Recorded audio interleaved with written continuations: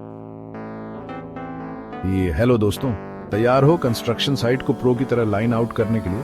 चलो construction line out का सबसे बढ़िया तरीका सीखते हैं। सबसे पहले अपने वर्किंग ड्राइंग और सेंटर लाइन डायग्राम ले लो, उन्हें ध्यान से पढ़ो। देखो कि सभी मेजरमेंट और डिस्टेंस बिल्कुल सही है। कॉलम का पोजीशन और डायरेक्शन ऐसा होना चाहिए कि रूम, पैसेज, डक्ट वगैरह का इंटरनल डायमेंशन वर्किंग ड्राइंग से मैच करे बिना किसी रुकावट के। कोई गड़बड़ दिखी तुरंत आर्किटेक्ट से ठीक करवाओ। अब प्लॉट के बीच का हिस्सा साफ करो, घास फूस हटाओ और जमीन समतल करो। जरूरी साइड मार्जिन लो और थियोडोलाइट सेट करो।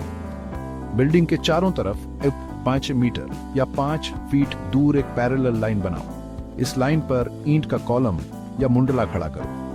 मुंडलों के लिए लगभग 60 सेमी गहरे गड्ढे खोदो और पक्का बनाने के लिए कंक्रीट डालो।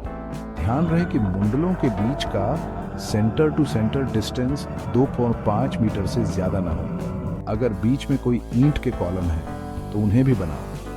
ईंट के कॉलम के लिए रेलिंग प्लैंक नहीं चाहिए, लेकिन मुंडलों के लिए प्लैंक जमीन से लगभग 0.5 मीटर ऊपर लगाओ। अच्छी क्वालिटी के लकड़ी के प्लैंक इस्तेमाल करो। 15 सेमी x 4 सेमी साइज के टेढ़े मेढ़े प्लैंक मत लगाना। 5 mm लंबे वायर नेल्स से रेलिंग को मुंडलों पर ठोक दो।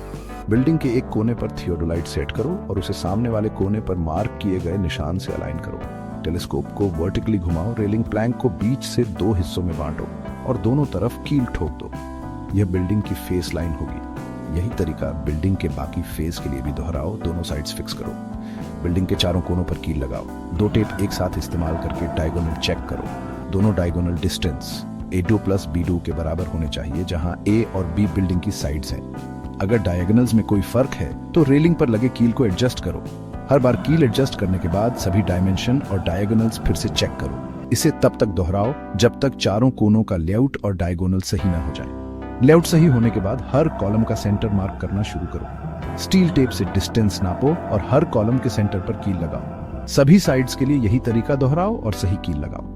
रेलिंग पर सफेद ओनिल पेंट से निशान बनाओ और आसानी से पहचानने के लिए लाल ओनिल पेंट से सभी कॉलम नंबर कीलों के पास लिख दो। आर्किटेक्ट को बताओ और सेंटर लाइन मार्किंग चेक करवाओ। फाइनल NOC देने से पहले आर्किटेक्ट को सभी कीलों के मेजरमेंट और नंबर वेरीफाई करने चाहिए। फाइनल NOC मिलने के बाद जिन कॉलम के लिए खुदाई करनी है उनके लाइन आउट मार्किंग शुरू करो। दोनों एक्सिस पर स्पेसिफिक कॉलम नंबर की कीलों से नायलॉन की डोरी बांधो। जहां डोरियां क्रॉस करेंगी वहां कॉलम का सेंटर होगा। कॉलम के सेंटर पर प्लम्ब बॉब रखो और चुने के पाउडर से निशान बनाओ। फिर बेस के लिए खुदाई करने वाली साइड्स मार्क करो। सभी कॉलम का सेंटर ढूंढने के लिए यही तरीका दोहराओ। सभी मुंडलें कंक्रीट में अच्छी तरह से फिक्स होनी चाहिए और रेलिंग लगाने से पहले 7 दिन का क्यूरिंग टाइम देना चाहिए। सुनिश्चित करो कि रेलिंग सीधी हो, स्टैंडर्ड साइज की हो और अच्छी तरह से कील लगी हो। लेआउट रेगुलरली चेक करो और कोई भी गड़बड़ तुरंत ठीक करो। खुदे हुए गड्ढों के अंदर सेंटर प्लॉट करते समय एरर कम करने के लिए रेलिंग की हाइट कम होनी चाहिए।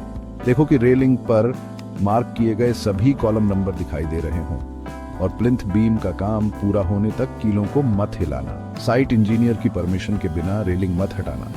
तो लीजिए दोस्तों, कंस्ट्रक्शन लाइन आउट का आपका पूरा गाइड।